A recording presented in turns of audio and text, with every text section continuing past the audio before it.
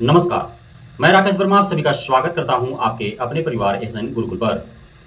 बिहार में बीपीएससी आयोग के द्वारा शिक्षा विभाग में 3 महत्वपूर्ण भर्ती परीक्षा आयोजित किए जा चुके हैं, लेकिन कतिपय कारणों से उन सभी तीनों शिक्षक भर्तियों का परिणाम घोषित होने से बाधित रहा, वे घोषित नहीं हो पाए। बीपीएससी आयोग असमर्थ रही ससमय उन भर्ती परीक्षाओं का परिणाम घोषित करने में। अब बेहद ही जल्द आप सभी को लगभग इसी अगस्त माह के अंत तक तीनों महत्वपूर्ण भर्ती परीक्षाओं के परिणाम देखने को मिलेंगे। लेकिन पूर्व से जो भी आपने अब तक कल्पनाएं की है मन मस्तिष्क में, जो भी आपने देखे हैं विभिन्न सोशल मीडिया साइट्स पर, यूट्यूब चैनलों पर, और जिस प्रकार से आपने सपना सजाया है, तो अब सब कुछ बिखरने वाला है। क्योंकि आप सभी को ज्ञात होना चाहिए कि जब आपका विज्ञापन जारी हुआ था, जब आप परीक्षा हेतु आवेदन कर रहे थे, उस समय का परिदृश्य कुछ और था, और आपने जब अब परीक्षा दे दिया है, परिणाम घोषित होने वाले हैं, तब अब हालात बदल चुके हैं। उस समय चूंकि महागठबंधन की सरकार थी, और महागठबंधन की सरकार रहते हुए जो जातीय जनगणना कराया गया था, उसके अनुरूप समाज में जिसकी जितनी भागीदारी, उसकी उतनी हिस्सेदारी के तर्ज पर नए आरक्षण पॉलिसी लाए गए थे, और कैबिनेट के द्वारा पास भी कर दिया गया था, बिहार विधानमंडल के द्वारा पास भी कर दिए गए थे। उसी अनुरूप विज्ञापन में जो रोस्टर तैयार किए गए, वो तैयार किए गए। अब उसी अनुरूप आपने आवेदन किया, काफी उत्साहित थे आप, चूंकि आप आरक्षित कोटे से हैं, तो आपको लगा कि अब आपका आरक्षण का दायरा बढ़ गया है, इसलिए कट ऑफ कम होंगे और आप आसानी से प्रधान शिक्षक, प्रधानाध्यापक या शिक्षक बन जाएंगे बीपीएससी आयोग के द्वारा। लेकिन कहां मालूम था आपको कि परीक्षा देने के उपरांत रिजल्ट घोषित होने से पूर्व ही वो सारे स्वप्न बिखर जाएंगे। अब इसी बीच माननीय पटना हाईकोर्ट का आदेश आता है, और बढ़े हुए आरक्षण नीति को असंवैधानिक करार करते हुए और इसे रद्द करने की निर्णय सुना दी जाती है। उसके उपरांत सरकार एसएलपी लेकर के जाती है माननीय सुप्रीम कोर्ट के पास। माननीय सुप्रीम कोर्ट सुनवाई करने को तैयार तो होती है, लेकिन सितंबर माह के अंत तक। इस बीच जब माननीय बिहार सरकार के द्वारा सुप्रीम कोर्ट से यह गुहार लगाया जाता है कि तब तक के लिए स्टे लगा दिया जाए माननीय पटना हाईकोर्ट के आदेश पर, तो सुप्रीम कोर्ट हाईकोर्ट के आदेश पर रोक लगाने से, स्टे लगाने से मना कर देती है। अर्थात साफ क्लियर हो जाता है कि पटना हाईकोर्ट ने जो आदेश निर्गत किया है, उसी के अनुरूप आपको भर्ती प्रक्रियाएं संपन्न करनी होगी। अब दुविधाएं थी कि सरकार न जाने क्या निर्णय लेती है, कब तक निर्णय लेती है, कहीं ऐसा ना हो कि सितंबर अंत तक इंतजार करे, तब तक के लिए परिणाम ही घोषित ना हो और अंदर ही अंदर बहुत कुछ खेला हो जाए।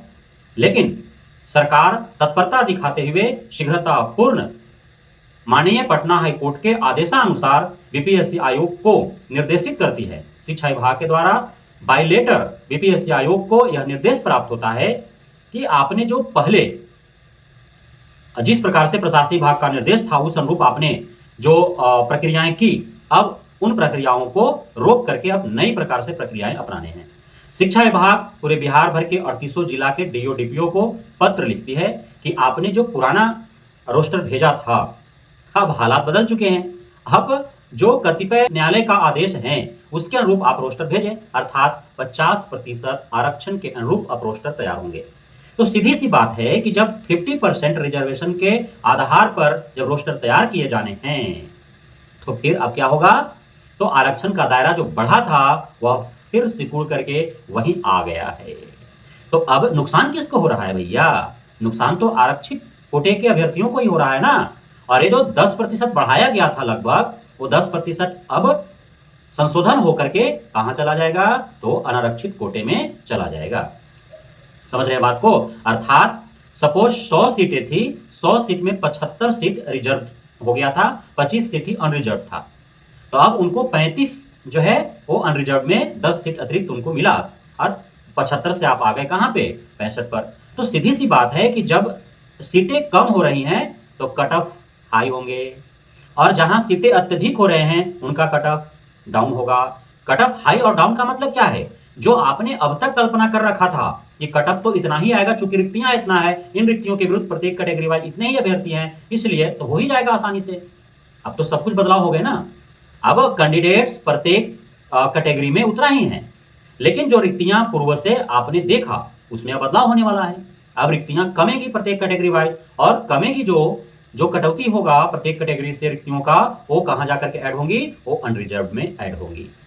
तो अनरिजर्व की रिक्ति बढ़ेगी, कैंडिडेट तो वहां भी उतने ही हैं। तो उस प्रकार से कट ऑफ जो आपने अब तक परिकल्पना कर रखा है, अनरिजर्व का कट ऑफ थोड़ा डाउन हो सकता है और रिजर्व कैटेगरी का कट ऑफ थोड़ा हाई हो सकता है। तो इसमें काफी कुछ बदलाव देखने को मिलेंगे, क्योंकि आपका ओएमआर सीट में तो बदलाव नहीं होंगे। आपने जितना गोल गोल घेर रखा है उतना ही मार्क्स आने वाले हैं ना। जो आपने विभिन्न चैनलों का एनालिसिस जो देखा और उसके अनुसार आपने जो मिलान करके रखा है, तो उसमें थोड़ा बहुत बदलाव हो सकते हैं जब आंसर की फाइनली आएगा तो इस प्रकार से जो भी प्रधान शिक्षक, प्रधानाध्यापक और शिक्षक के पद हेतु बीपीएससी आयोग के द्वारा परीक्षाएं दे करके वे परिणाम का इंतजार कर रहे थे, और जो पूर्व से उन्होंने परिकल्पना कर रखा था कट ऑफ को लेकर के, उसमें भारी बदलाव देखने को मिलेंगे। तो आपको घबराने की आवश्यकता नहीं है। अब वही होगा जो आपको दिख रहा है सामने, अर्थात माननीय हाईकोर्ट के आदेशानुसार ही पुराने आरक्षण नीति के तर्ज पर ही अब आपको परिणाम देखने को मिलेंगे, जिसमें आरक्षित कोटे के हजारों अभ्यर्थियों को नुकसान होने वाला है और सैकड़ों अनारक्षित कोटे के अभ्यर्थियों को फायदा पहुंचने वाला है। बहुत बहुत धन्यवाद आप सभी साथियों का हमारे साथ जुड़े रहने के लिए, बने रहने के लिए, हमें इतना प्यार देने के लिए, हमें भरोसा बनाए रखने के लिए।